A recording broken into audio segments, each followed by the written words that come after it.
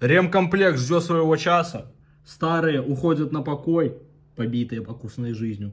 А муфта, тут все немножко уже смазано. Тут сейчас смазываем, все вычищено.